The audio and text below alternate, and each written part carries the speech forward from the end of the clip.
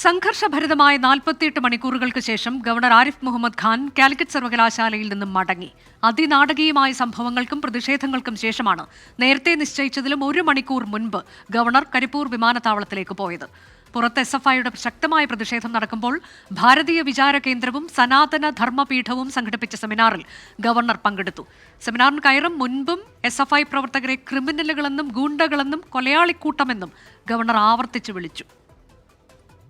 I have been in the Calicut city for more than 2 hours. Why not a single person came there? And I was walking. They are coming.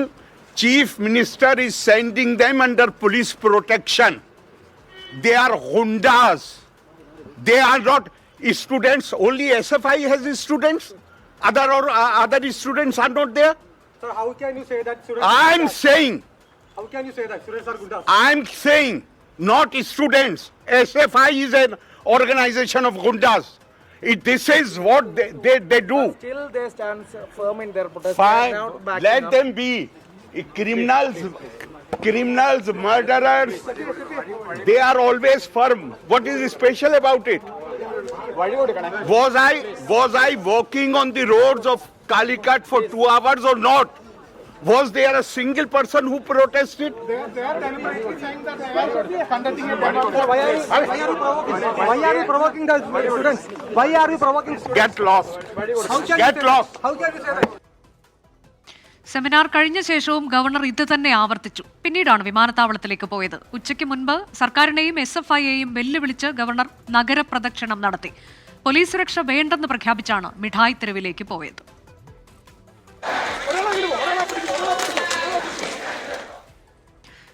പടുകൂറ്റൻ പ്രകടനവുമായാണ് വൈകിട്ട് SFI പ്രവർത്തകർ ഇതിന് മറുപടി നൽകിയത്.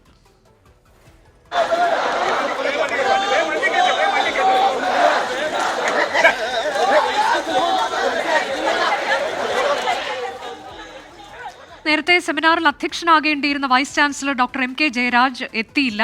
ഇതോടെ അധ്യക്ഷനായ Swami Chidanandapuri vice ചാൻസലറെ അധ്യക്ഷ പ്രസംഗത്തിൽ വിമർശിച്ചു. രാത്രി തിരുവനന്തപുരത്തെത്തുന്ന ഗവർണർക്കായി വലിയ സുരക്ഷയാണ് ഒരുക്കിയിട്ടുള്ളത്.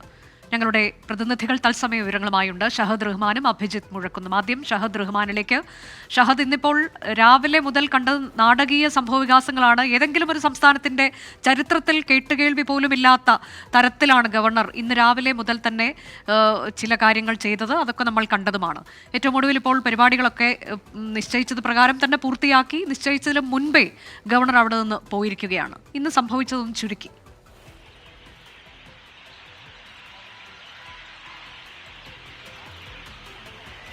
തീർച്ചയായും അനുജ, കാരണം ഈ സംഭവ വികാസങ്ങളൊക്കെ തന്നെ തുടങ്ങുന്നത് ഈ ഗവർണർ സർവകലാശാലകൾ കാവ്യവൽക്കരിക്കാൻ ശ്രമിക്കുന്നു എന്ന കാര്യത്തിലൂടെയാണ്.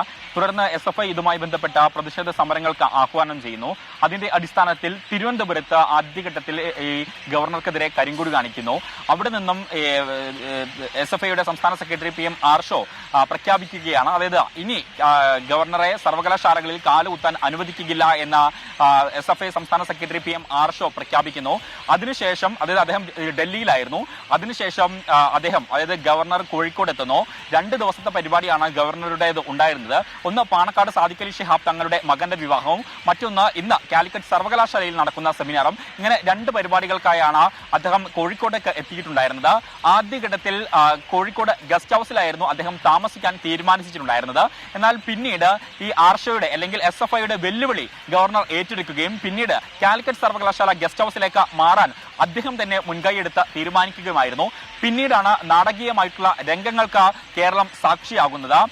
ആദ്യഘട്ടത്തിൽ SFI അതായത് ഗവർണർ ഗോ ബാക്ക് എന്നുൾപ്പെടെയുള്ള ബാനറുകൾ SFIയുടെ നേതൃത്വത്തിൽ കാലിക്കറ്റ് സർവകലാശാലയിൽ തൂക്കുന്നു. ചെറിയ രീതിയിലുള്ള പ്രതിഷേധങ്ങൾ ആദ്യഘട്ടത്തിൽ ഉണ്ടാവുകയും ചെയ്തിട്ടുണ്ടായിരുന്നു. എന്നാൽ പിന്നീട് അതായത് ഗവർണർ തന്നെ നേരിട്ട് പുറത്തിറങ്ങി ആ ബാനറുകൾ മാറ്റാൻ ആവശ്യപ്പെടുന്നു. കാരണം ഇന്നലെ സത്യം പറഞ്ഞാൽ ഈ SFI കാര്യമായിട്ടുള്ള സമരങ്ങളൊന്നും പ്രഖ്യാപിച്ചിട്ടുണ്ടായിരുന്നില്ല. പ്രത്യേകിച്ച് പാണക്കാട് സാദിഖലി ശിഹാബ് തങ്ങളുടെ മകന്റെ വിവാഹമാണ്, സ്വകാര്യ ചടങ്ങാണ്. അതുകൊണ്ട് യാതൊരു വിധത്തിലുള്ള സമരങ്ങളും പ്രഖ്യാപിച്ചിട്ടുണ്ടായിരുന്നില്ല. എന്നാൽ ഗവർണർ ഈ ഗസ്റ്റ് ഹൗസിൽ നിന്നും പുറത്തിറങ്ങി ഇത്തരത്തിൽ ഈ ബാനറുകൾ മാറ്റാൻ നിർദ്ദേശിച്ചതോടുകൂടി SFIയെ ചൊടിപ്പിച്ചു. തുടർന്ന് SFI പ്രവർത്തകർ സംഘടിക്കുകയും പിന്നീട് പ്രതിഷേധിക്കുകയുമായി ഉണ്ടായിരുന്നത്. തുടർന്ന് ഇന്നലെ രാത്രി ഏറെ നേരം നീണ്ടുനിന്ന സമരങ്ങളും കേരളം കണ്ടതാണ്. അതിനുശേഷം ഇന്ന് രാവിലെ ഇത്തരത്തിൽ SFI പ്രവർത്തകർ ഗവർണർക്ക് 3:30 ഈ പരിപാടി ഉണ്ടായിരുന്നത്. അദ്ദേഹം അതിന് വരുന്നതിന് മുൻപ് ഇന്ന് രാവിലെ ഇത്തരത്തിൽ അദ്ദേഹം മാധ്യമ പ്രവർത്തകരെ കാണുകയും പിന്നീട് അദ്ദേഹം കോഴിക്കോട് മിഠായി തെരുവിലേക്ക് പോകാൻ പോകുന്നു എന്ന് പറയുകയും ചെയ്യുന്നു. അതിനിടയിൽ SFIയെയും ഒപ്പം തന്നെ സർക്കാരിനെയും അതിരൂക്ഷമായ ഭാഷയിൽ വിമർശിക്കുകയും ചെയ്തിട്ടുണ്ടായിരുന്നു മാധ്യമ പ്രവർത്തകരെ കണ്ട ഘട്ടത്തിൽ. അതായത് SFI പ്രവർത്തകർ ഗുണ്ടകളാണ്, സർക്കാരിന്റെ സ്പോൺസേഡ് ഗുണ്ടകളാണ്, മുഖ്യമന്ത്രിയുടെ ആഹ്വാന പ്രകാരമാണ് ഇത്തരത്തിൽ SFI പ്രവർത്തകർ ഇത്തരത്തിലുള്ള പരാക്രമങ്ങളൊക്കെ തന്നെ കാണിക്കുന്നത് എന്നതടക്കമുള്ള ഗുരുതരമായിട്ടുള്ള ആരോപണങ്ങളാണ് അദ്ദേഹം പറഞ്ഞിട്ടുണ്ടായിരുന്നത്. അതിനുശേഷം ഉച്ചയോടുകൂടി അദ്ദേഹം കോഴിക്കോട് മിഠായി തെരുവിലേക്ക് ഇറങ്ങുന്നു. തനിക്ക് പോലീസിന്റെ പ്രൊട്ടക്ഷൻ ആവശ്യമില്ല എന്ന കാര്യം പറഞ്ഞുകൊണ്ടാണ് അദ്ദേഹം കോഴിക്കോട് മിഠായി തെരുവിലേക്ക് ഇറങ്ങുന്നത്. ആ ഘട്ടത്തിൽ പോലീസിനെ സംബന്ധിച്ച് യാതൊരു അറിവും ഗവർണർ എവിടേക്കാണ് പോകുന്നത്.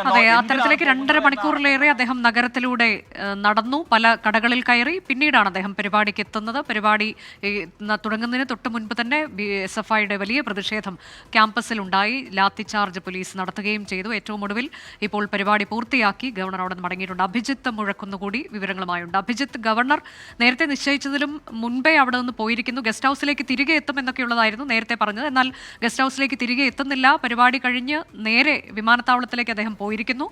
ഇപ്പോൾ അദ്ദേഹം ബംഗളൂരുവിലേക്ക് പോകും. അവിടെ നിന്ന് തിരുവനന്തപുരത്തെ ഫ്ലൈറ്റിൽ, അങ്ങനെയാണ് എന്നാണ് ഞാൻ മനസ്സിലാക്കുന്നത്.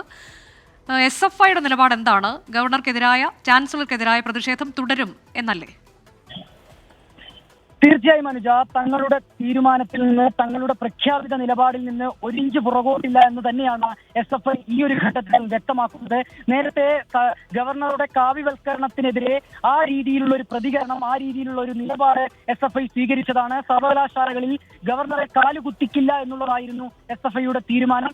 ആ തരത്തിൽ ഗവർണർ കാലിക്കറ്റ് സർവകലാശാലയിലേക്ക് എത്തുന്നതിന്റെ ഭാഗമായി വലിയ രീതിയിലുള്ള ഒരു പ്രതിരോധം തീർക്കാൻ SFIക്ക് സാധിച്ചു എന്നുള്ളതാണ് രാഷ്ട്രീയപരമായി SFIയെ സംബന്ധിച്ച് ഏറ്റവും പ്രധാനപ്പെട്ട ഒരു കാര്യം.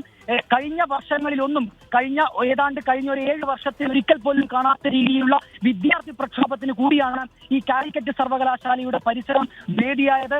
കഴിഞ്ഞ ദിവസം SFI സ്ഥാപിച്ച ബാനർ അഴിച്ചതുമായി ബന്ധപ്പെട്ടാണ് ഈ സമരം കൂടുതൽ അക്രമാസക്തമാകുന്നത്, കൂടുതൽ അതിന്റെ രൂപം മാറുന്നത്, ഭാവം മാറുന്നത്. ഈ ബാനർ അഴിക്കാൻ ഗവർണർ ആവശ്യപ്പെടുന്നു. അതിന് തയ്യാറാകാത്തതിനെ തുടർന്ന് VCയെ ശകാരിക്കുന്നു. പിന്നീട് മലപ്പുറം SP-യെ വിളിച്ചു വരുത്തി ശകാരിക്കുന്നു. ആ ബാനർ അഴിപ്പിക്കുന്നു. തുടർന്ന് ആ ബാനർ നീക്കിയതിനു ശേഷം ആ ബാനർ തങ്ങൾ അവിടെ വീണ്ടും സ്ഥാപിക്കുമെന്ന നിലപാടിലേക്ക് SFI പ്രവർത്തകർ എത്തുകയാണ്. തുടർന്ന് ഇന്നലെ നടന്ന സംഭവങ്ങളെല്ലാം തന്നെ നാം കണ്ടതാണ്. SFIയുടെ ബാനർ ഉയർത്തൽ, അതോടൊപ്പം തന്നെ ഗവർണർ ആരിഫ് മുഹമ്മദ് ഖാന്റെ കോലം കത്തിക്കൽ, ആ രീതിയിലുള്ള പ്രതിഷേധം ഇന്നലെ SFI സംഘടിപ്പിച്ചു. തുടർന്ന് ഇന്നാണ് SFI ഇന്ന് ഗവർണറുടെ സെമിനാർ വേദിയിലേക്ക് ഉൾപ്പെടെ തങ്ങൾ വലിയ രീതിയിലുള്ള ഒരു പ്രതിഷേധം സംഘടിപ്പിക്കുമെന്ന ഒരു തീരുമാനം SFI കൈക്കൊണ്ടിരുന്നു. അതിന്റെ ഭാഗമായാണ് ഇന്ന് ഗവർണറുടെ സെമിനാർ നടക്കുന്ന വേദിക്ക് കേവലം മീറ്ററുകൾ മാത്രം അപ്പുറം SFI പ്രവർത്തകർ പ്രതിഷേധവുമായി എത്തിയത്. അവിടെ വെച്ച് SFI പ്രവർത്തകരെ പോലീസ് ബാരിക്കേഡ് ഉപയോഗിച്ച് തടയുന്നു. അവിടെ നിന്ന് ചാൻസലർക്കെതിരായ പ്രതിഷേധം വരും ദിവസങ്ങളിലും തുടരുമെന്നുള്ളതാണ് SFI ഇപ്പോൾ നിലപാട് പ്രഖ്യാപിച്ചിട്ടുള്ളത്. 24 അഞ്ചിന്റെ വജ്രത്തിളക്കം.